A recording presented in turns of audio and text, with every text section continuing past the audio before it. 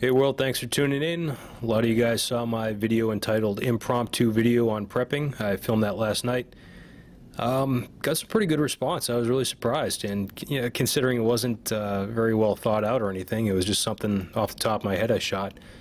But I've got sort of an extended version for you here today. This is going to be called Considerations for the New Prepper / Survivalist. This is by no means a definitive guide. I'm sure I'm missing all kinds of stuff. This is just what I figured out after sitting down for a couple hours, just writing things down that came to me. First thing you're going to have to consider is your location, because this is going to really influence all of your priorities greatly. If you're out in the middle of nowhere, what do you need to survive? Will your gear work and even survive the location you live in? If you're somewhere cold, you can't really use a solar cooker very effectively. If you're somewhere near the coastline or high humidity, the steel that your tools are made out of may wind up rusting out, something that will definitely affect EDC blades and stuff like that. If you're carrying something that like an Aus-8 A steel and you go swimming in the ocean with it, there's a good possibility it's going to start rusting out on you or whatever. So one more thing to consider. If you live out in the desert, do you have to worry about sand and dust getting into all your gear? And are you going to have to worry about stocking specialized cleaning equipment to clean all the dust and crap out of it? Are you going to have to go long on one thing over another? And by long, I mean, I guess that's the economic side of me talking here, between long and short. Water in the desert, for example. Food in the Northeast, because we have a slightly shorter growing season up here. Are you in a high or low crime area? Are you going to need to go long on protection, or can you get by with just a 22 long rifle? Seasonal considerations. Are you going to need fuel if you have a generator and your power goes out in the winter? Stuff like that. Of course, other things on top of that, you're going to have weather, things to worry about. Are you on a fault line, earthquakes, etc., etc.? I mean, what would be the point in putting all of your gear up in the attic of your house if you live in an earthquake-ridden environment, because all of your stuff's probably just going to get destroyed. Same thing if you're in a flood zone. Don't put all your stuff in the basement, because you may wind up getting flooded out and all your stuff will be destroyed and you'll have to start all over again. You're going to need a plan for different levels of threats.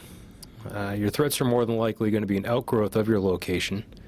And remember that low threat problems can become a very high threat problem in just a matter of moments. For example, if you have a neighbor who has COPD and they're on an oxygen machine, you might not think it's a big deal if the electricity goes out, but they certainly will, especially if they don't have any compressed oxygen as a backup. So that would be something to consider, especially if you care about your neighbors or family members that have medical conditions. Just be advised, what you might think is not a big deal could be a very big deal for someone else, and they may react accordingly. So just be prepared for that. Major thing right here is try to have all your basics on hand before things go to hell.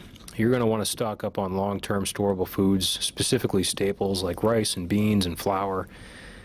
Store or have a plan to store and purify water in large quantities.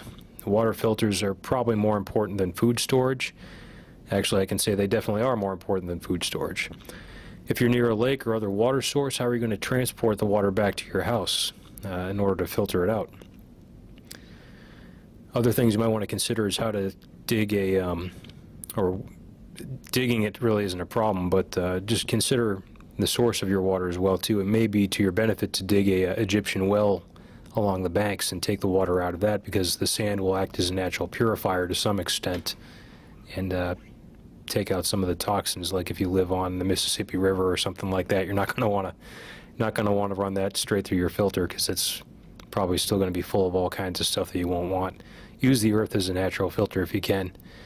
Other things to consider: avoid banks and grocery stores when the zombies start to catch on to the problem, because you do not want to be caught up in some kind of a Black Friday style zombie apocalypse at the grocery store. You're also not going to want to get stuck at the bank when the zombies learn that the bank is out of money. Security considerations. This is going to vary again on your location. Plan out your threat planning. And do so according to what you have for buying power. But realistically, a 22 long rifle pistol and rifle would be a good minimum means of security. There's been plenty of homes that have been defended successfully with that little diminutive 22. In fact, if I had to only have 2 guns, it would probably be a 22 pistol and a 22 long rifle. Now, building up your stash, this is kind of where we get into the meat and bones of all this. Once you've taken all your considerations for location, seasonal considerations, weather pattern considerations, if you're in a floodplain, a fault line, tornado alley, something like that. And of course, if you're in a area that has a very short growing season as well too. First and foremost, you're going to want water and water filters. I know I already said it, but it's worth repeating. You're going to need water filters and water. You're going to want a minimum of at least 3 water filters, just in case you have a failure in one of them, or you want to give one of them away to a friend or family member. That way you have 2 as a backup. Water storage, you're going to have to figure out what's going to work for you. I can't really tell you because I don't know what your situation is, but water is critical in pretty much every aspect of your daily life. Everything from drinking to bathing to cooking and cleaning. Water is going to be your most important asset. So you might want to also consider installing a rain barrel system as well and tie it into your gutter system. You're not going to be able to drink the water coming straight out of the rain barrel. I mean, unless you really, really had to, I guess you could, but I would not recommend it. You should at least filter it through a coffee filter if you have to go that route, and then boil it on top of that. But it's definitely worth doing, setting up a rain barrel system, because then you can run it through a coffee filter, like I said, then run it through your real filter, and then you should have potable water. For food, you're going to want long-term storable foodstuffs, like I said before. Attention being on the staple foods and/or ingredients to make staple foods. With food preservation, you're going to need tools. You're going to need mason jars, you're going to need lids and canning equipment. You're going to need a freezer if you want to have long-term food storage. Mylar bags and oxygen absorbers, storage bins and buckets, a dehydrator. These are all things you're going to want to consider. Books also, of course, on how to perform these tasks would also be extremely useful. Books are going to be a repeat quite frequently in here. Toiletries and hygiene: soap, toothpaste, toothbrushes, deodorant, razors, floss, antiseptic, feminine hygiene products, etc., etc. Baby products as well too, if you have babies, or if you think you might wind up having a baby in the near future. Plan for it, because you never know what's going to happen. These are all things you're going to want, and you're probably not going to want to go more than a few days without, so plan accordingly. Oh, toilet paper, I forgot to mention that. That's kind of a critical thing too.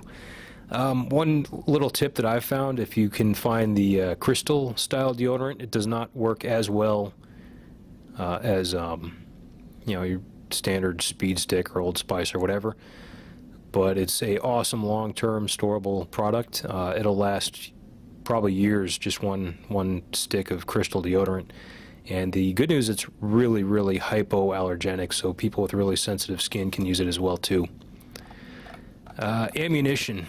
Ideally, you should try to have the legal limit, if you have a limit where you live, on how much ammunition you can have. I know some people consider some states, I guess, consider anything over X number of rounds an arsenal, and then that gets you into legal problems or whatever.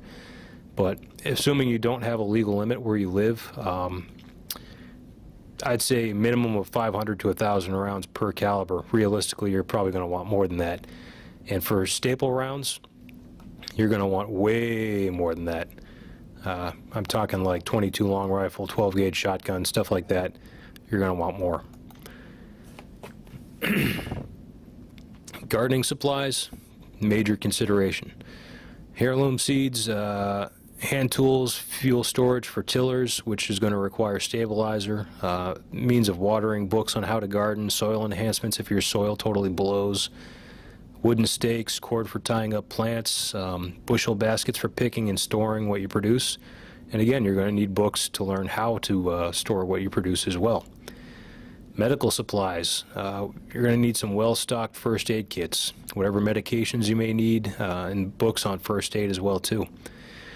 Know what allergies you and your friends and family have, and prepare accordingly, because EMS may not be available. Hospitals might be overburdened.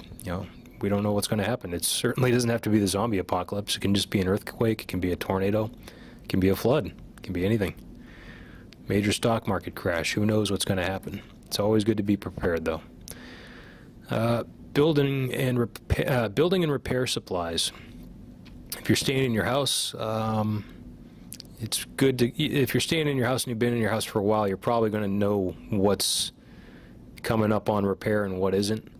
If you need to repair your plumbing or your roof or your heating or something like that, might be worth keeping a couple extra copper pipes in the house, or some 2x4s or some shingles or whatever, just in case you need them and you can't get them later on. Additionally, you're probably going to want to keep a couple of spare auto supplies as well, such as spark plugs and plug wires, oil filters, stuff like that. Lighting is going to be another important thing as well too. Some people I don't think are going to put enough emphasis on lighting, because lighting is going to be important to expand your ability to operate effectively after the sun goes down. I would recommend keeping a few good quality flashlights, lanterns, and candles on hand, as well as a good stockpile of lighters and matches, batteries, fire steel, stuff like that. Batteries, rechargeable, might be a good option for you as well too if you have a backup power supply.